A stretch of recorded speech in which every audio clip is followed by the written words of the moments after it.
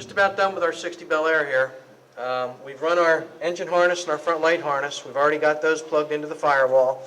You can see where we've routed this in the stock location, right up the inner fender panel here, across the core support. We've already made our connection for our headlights here and our parking lights down in here. We've made our alternator connection right here. We've got our engine harness routed back behind the power booster over there. We still have to hook those up. Now, the wires for this front light harness and the engine harness are extra long, so you can route these however you wish to do it. This particular car, because of the fact that we're running the stock inner fenders and it already had the hole and the straps in here to hold the loom, we're going to go ahead and just route it in the stock location.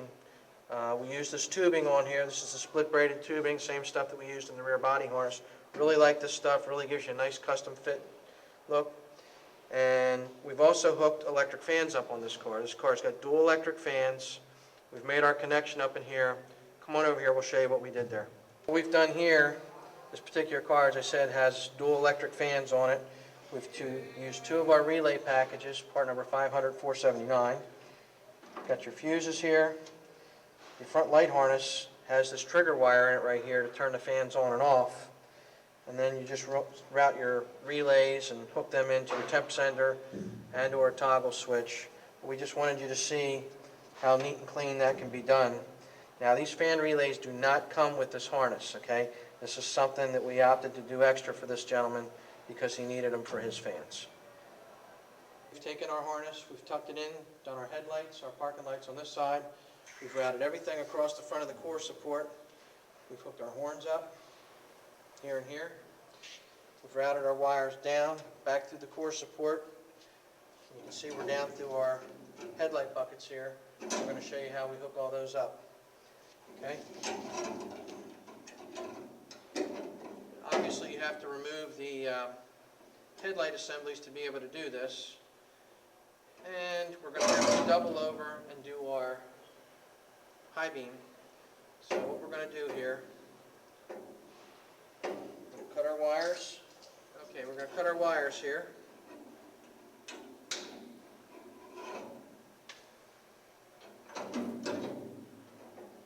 Nothing scientific about making your jumper from the high beam to the low beam. We're just going to do that, get it through there.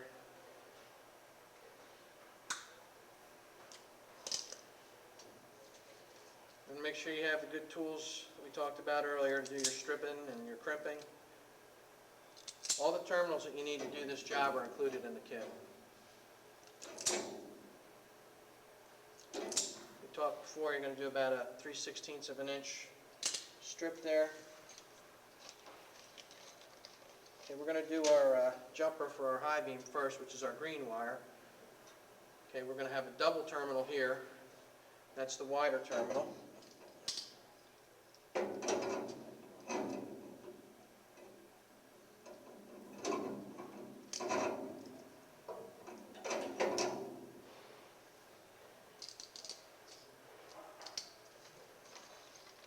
Now we're going to do our low beam, and we're going to do our jumper for our high beam to the other side.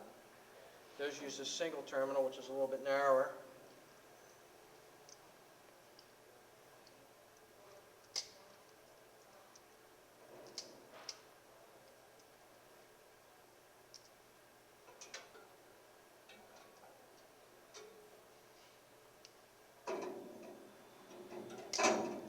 Instructions that for you outline all how to do this as far as what wire crimps to what.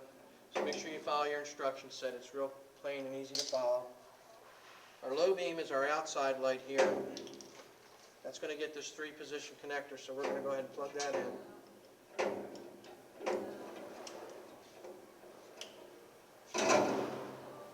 We've got to route our high beam wire back through the core support in the headlight bucket here. We're going to bring that out over here through the high beam bucket.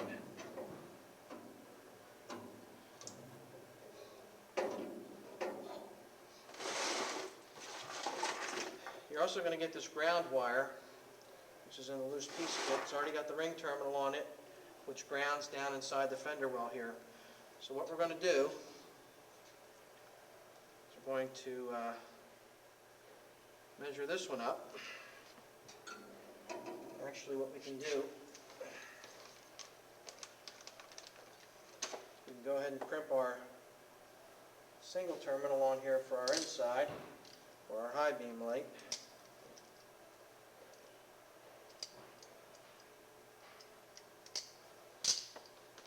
Plug this in. Fish the other end of our wire. Get your wires nice and straight, and makes the job a little easier. I'm going to fish that back behind the grill here. Core support. Definitely don't lose your buckets here.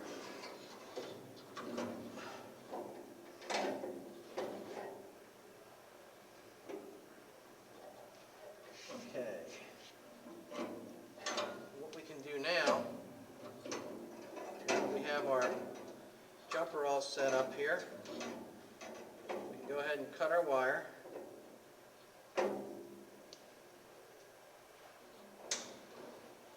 Again,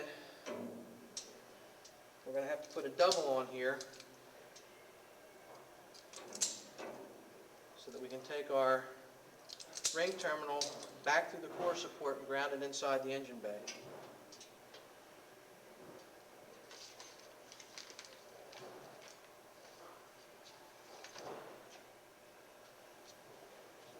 Got our double crimper here, which is the nice wide one.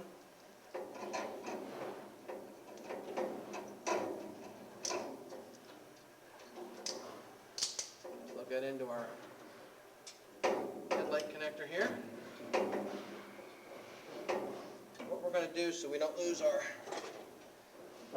connection here is we're going to go ahead and plug our headlight into this connector. These can get a little snug, so if it fights with you a little bit, don't worry about it. Okay, we're going to pass this back through the core support here.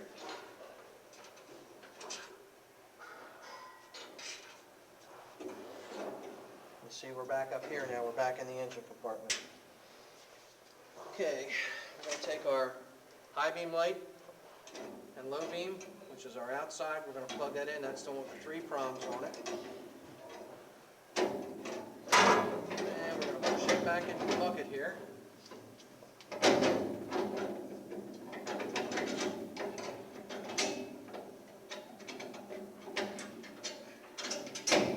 Go.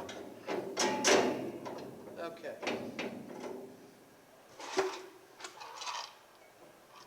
I always use a little bin to keep my screws together. Makes your life a little bit easier.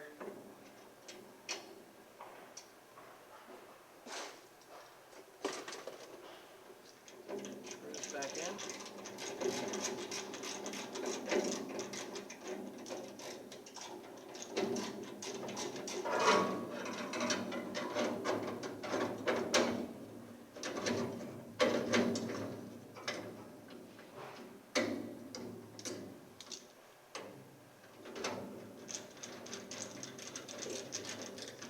You have to be careful when you're putting your headlights in, because there is a way that they go in and won't go in as far as indexing them in the bucket. There's 3 little nodules on the back, one here, one here, one here, and they lay in the bucket. So make sure you have the headlight plugged in the right way before you start trying to put it back in the bucket. Okay, that's good. Put our headlight rings back on here.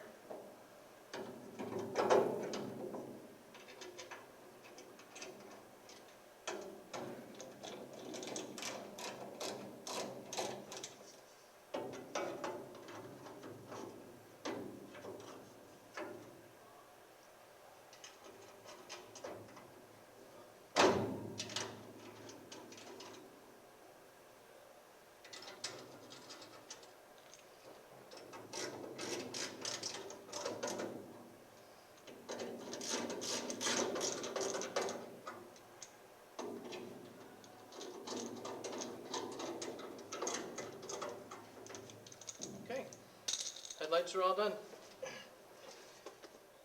Next thing we got to do is hook our ground wire up inside here, then we're going to move on to the engine harness.